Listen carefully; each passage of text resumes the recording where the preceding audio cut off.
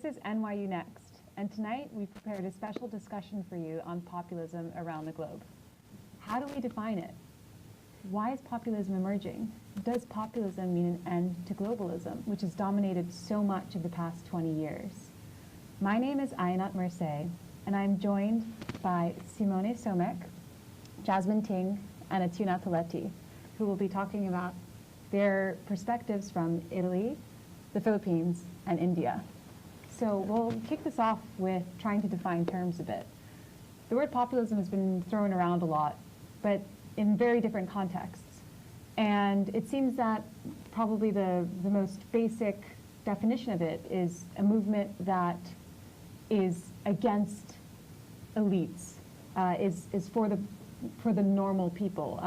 And the variation seems to be who you define as normal people, and we'll get into that a little bit later. But let's talk a little bit about why this sentiment is so much on the rise. And for that, I'll turn to Simone. First of all, thank you so much for having me, Ayenat. I think this recent rise that we're seeing in populism, especially, and I'm talking especially of Western democracies from my perspective, is really like, it's almost a transition from a democracy of the parties to a democracy of the people. So I see two main factors helping this rise of populism. First of all, politics are becoming increasingly more complicated, more complex. It's harder to pinpoint issues, causes, and effects. So when we're talking about economic issues like unemployment, welfare crisis, or even about immigration, it's very comfortable to have a leader who comes up there and simplifies everything. And that's something, a pattern that I think we can see a lot in populism. We can see people like populist leaders simplifying issues for people. That's very attractive for the people. And the second factor that I would like to point out is globalization. I think we see a lot of research being done now on how the more we feel our countries are globalized, the more we perceive our leaders to be powerless. So I'm not just powerless as, I don't know, I'll make an example. I'm a citizen of Italy. I don't feel just powerless as a citizen of my own country. I feel that even the leaders that I elect into my own government are powerless because there is so much pressure from international forces. That is a huge issue. Sure, that's very interesting, and especially in the context of Italy and the European Union. But I think that is probably a slightly different phenomenon in different parts of the world. Yeah, I mean, we don't see that phenomenon in the Eastern Hemisphere in general. For example, I'm from India. So if you take the example of India, we're not as affected by these global powers and how they think compared to what the nationalistic sentiment is in India. So just because other countries are affected that way. I think the reason it happens in Italy and other Western Hemisphere countries is, first of all, these are smaller countries and they're closer together. So there's a sense of a union that goes on. But how France thinks does not affect Italy, but how France thinks does not affect India at all. And that globalization, that sense of a global government, doesn't really exist in the Eastern countries as much as we think. Well, I would like to challenge that and say that in the Philippines, we do somewhat get affected by what happens in the Western Hemisphere because we used to be a colony of the United States, as you know, and we still have strong military ties, even though our current president is trying to sever that and trying to do more of what India is doing and becoming more independent. But I'd say whatever happens in the U.S. affects us just because we still have relations. Sure. Let me just support that statement with some data that I found from Helwig, who published this paper in 2004. We can see in the graph here, Denmark, New Zealand are exceptions, but in the other countries, we can see an overwhelming response from the people who were asked, do you think your government can choose your policies, or do you think it cannot? Most countries, like in France or in Germany, which are part of the European Union, most people thought, an overwhelming majority of people said, no, we can't. So it's this feeling of helplessness, not only of yourself, but of your government and of your country. Right, and it's just natural then to turn to populist leaders whose narrative is we're going to give the power back to you. Sure, that's very interesting. And to drill down a little bit on Italy, can you tell me about nationalism there? What parties are considered nationalistic and their platforms? Of course. So what we see in Europe, for instance, in France, is like a merging of populism and nationalism. For instance, in France, right now we're talking about the Front National. But in Italy, I think that's a little different. The main populist party is the Five Star Movement, il Movimento 5 Stelle. The Five Star Movement is a self-proclaimed populist movement, and note that it's a movement and not a party, because they want to distinguish themselves from the establishment corrupt parties. And it's pretty funny, because in the last few months we've seen that they're just as corrupt as everyone else. But so they will deny it, even if it's on paper. But so their platform is very confused. It's like very heterogeneous. They claim not to be of the right, of the left. They're not anything. But I think we should not underestimate their power. Right now, in the latest polls in Italy, we're going to have in Italy parliamentary elections either at the end of the year or most likely at the beginning of 2018. And they're in the polls, we see that they're higher. They have a higher approval rating, thank you, than the ruling Democratic Party. That's new. In the past few months, we didn't see that. So that's very interesting. Yes. Thanks for that. And you mentioned corruption and their, at least apparent stance against corruption, which I think is something that we see in both the governments that we're going to talk about in Asia. And if you could tell me, Jasmine first, if you could tell me a little bit about the Philippines and its sort of relationship with populism and anti-corruption. Yeah, so right now our president is President Rodrigo Duterte, who has made it apparent that he is anti-corruption. Well, he's saying that, but still, like in Italy, he says that, but he doesn't really mean it. He was elected because the people were for him. He said he was for the masses, but what's happening right now is it's the elites as well that he's catering to on his drug war and things like that. It would be the elites who would go to jail, and the poor people would end up dead on the street. So he won the election last year, is that right? That's right. And so did that come as a major surprise to you? Yes, definitely. Personally, I was in this small bubble where we all thought that this other candidate named Mar Rojas was going to win. It's like New York. In New York was a bubble. We all thought Hillary Clinton was going to win. In my social circle, we all thought Rojas was going to win. He had all the experience, just like Clinton did. And so you see the parallels in Philippine and U.S. politics in that. Like Duterte is the Philippine Trump, and Mar Rojas was a little bit like Clinton in terms of the election. Sure. And I think we have a chart. Was it a close so election, right or? there.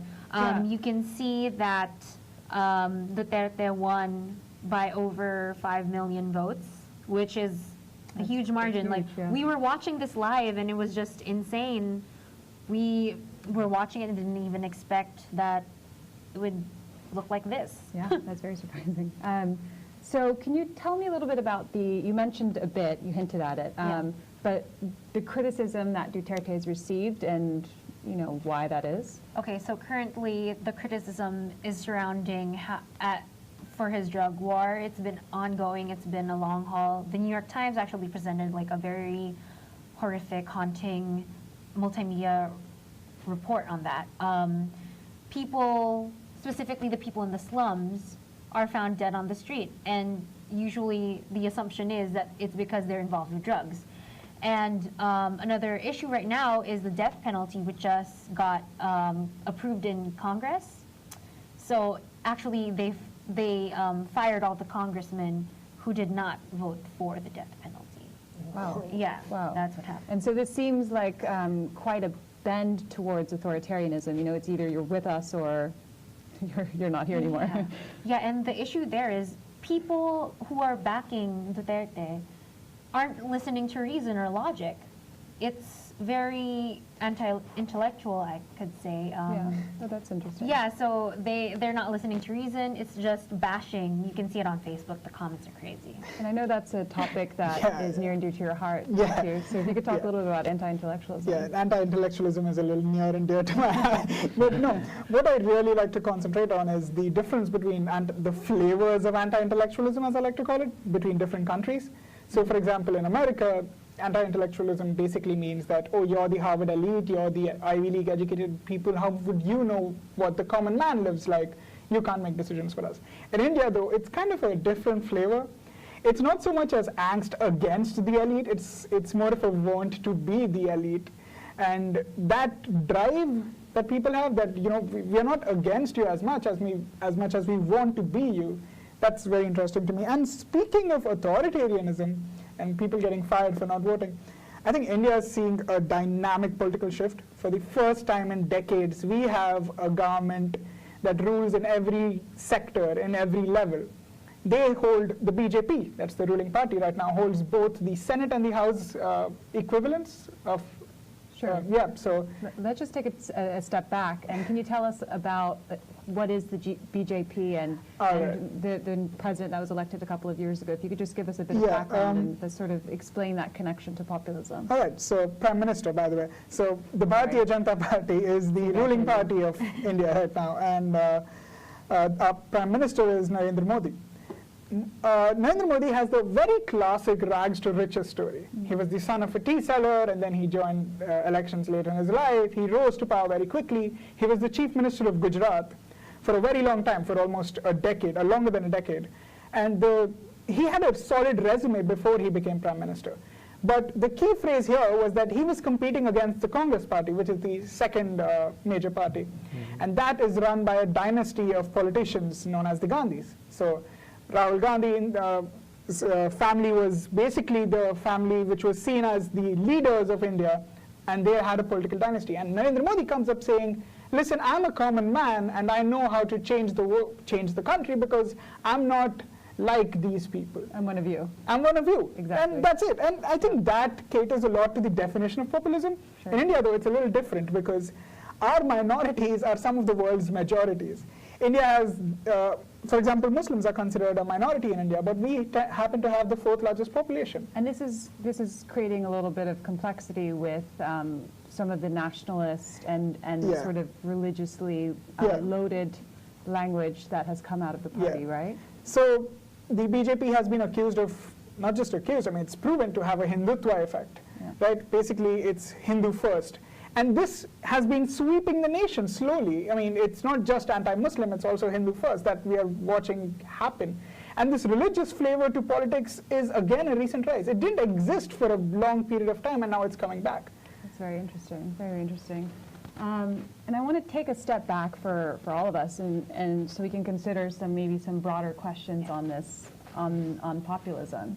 And so the first question I have is, sort of in a lot of the context we talk about populism today, especially in the context of Trump, it's deemed a bad thing. But do you guys think that there's ever a situation in which populism can be a good thing?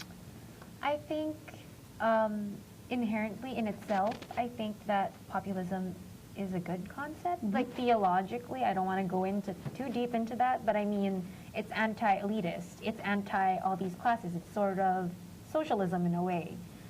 And I think that's not a bad thing. We all want equal opportunity. We all want equal rights. Mm-hmm. So in that sense, populism is a good thing, but that's not what's happening, right? Yeah, in this context. Sure, and it seems to be paired, populism plus something can be very bad, like populism plus nationalism, populism plus... I disagree with that point too. Okay. You can't be anti-something and expect that to be the good for something else. And that's what we saw even in India. People are ready to vote for a politician who might not help them as much, but as long as he's against their enemies. And this approach that we have, that we will be good if we are against them, is not really going to work. So in that way, populism is going to be disastrous for everyone. But I think the one aspect in which populism really works is that it makes it quick. Bureaucracy is generally slow, governments run very slowly. But when you have one leader making all the decisions, it's almost monarchical in a way. When you have one king, in this case a prime minister, making all the decisions at every level, things tend to move faster. You know your allegiances really well. Yeah. You see, I kind of agree with both of you because I think there is nothing, I have no issue with the idea of like giving the power more to the people. But that idea is very nice to say. But at the same time, I think having a political platform against something, as you said, and not having a constructive, positive discourse at the same time with it is the weakest political kind of plan that you could possibly have. But it works. I think that's something that we have to It do. works, It's but then it working. works in a possibly very wrong direction, because I want to make the example of the other populist party in Italy, which is the Lega Nord, the Northern League, which was accused, it's a right-wing party, it attracts a lot of people, it's the kind of platform where you can excite the masses and put in a very dangerous message. The Lega Nord was often accused of being a xenophobic and racist party, anti-immigrant. But I will just tell you something about Mr. Matteo Salvini, who is the leader of the party. He loves Trump, he loves Le Pen, he loves Brexit. He just goes with this whole flow, with this whole group of problematic people or movements, in which I think that's the problem with populism. It's easier to use populism to convey a dangerous and non-constructive message, and it's much harder to use populism for a positive Okay, just to play devil's advocate. We agree, we tend to paint these pictures as wrong, that he likes Trump, he was for Brexit, and it's wrong because we study these. Yeah, we think these. But what about the whole concept of vox populi, vox dei, the voice of the people is voice of God? Yes, but I think the tension with that is it's interesting because it's populist in that it's going back to your own country and your own nationhood and sort of this idea of nationalism, but you're also harking on other nations to sort of push that forward for you. And we've seen that sort of tension a lot with the controversies around Russia, for example, here in the US, and also with Marie Le Pen's involvement or visit to Moscow. Yeah, but I think at the end of the day, really, I think it's about educating the populace, if that makes sense. I think it all comes down to having a smarter people, smarter in, well, I guess that's also subjective as to what smarter would be. Here's the thing, right? I agree with the points made, and my stance is pretty clear on certain issues, but you just said educate people and make them smarter. That falls under the assumption that these people are not smart enough. Well, yeah. And That's which is problematic. Which is problematic. Yes. I think That's if really we can urgent. promote, on one hand, give more tools to the general public to understand issues, and at the same time aiming for a more transparent political elite or political, whatever we want to call it. But I think still one thing that we can sort of determine from all the examples we've talked about today is how different populism can look from one country to another. Absolutely. And that sort of proves that it's not necessarily an inherently good thing, an inherently bad thing. It depends what leader is in front, and it depends on how it's being interpreted. And I think we're going to have to leave it there for today. Thank you very much for joining us. This has been NYU Next. My name is Ayenat Mersie. This is Simone Somik, Jasmine Ting, and Athyunnath Eleti. And please keep the conversation going on social media. Find us on Facebook. Thanks for joining us.